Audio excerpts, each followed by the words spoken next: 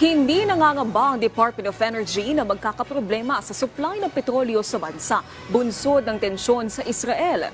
Bukod dyan, sinabi ni DOE Oil Industry Management Bureau Director Rino Abad, hindi rin nakikitang magdudulot ito ng malaking pagtaas ng presyo ng langis sa ating bansa. Paliwanag ng opisyal, hindi inaasahang magkakaroon ng supply disruptions sa mga katabing bansa ng Israel at ng Persian Gulf kung saan nagmumula ang petrolyo.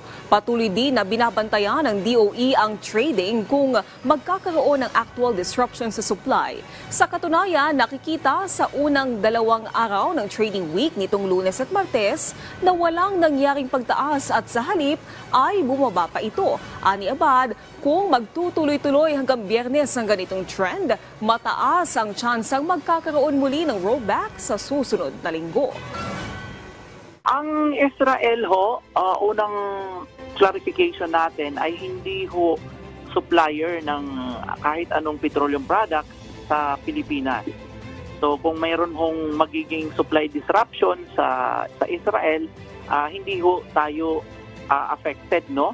But of course, yung other neighboring countries in the Middle East, pinangungunahan niya ng Saudi Arabia, ng Kuwait at saka yung Qatar, ay doon tayo traditionally kumukuha ng crude oil.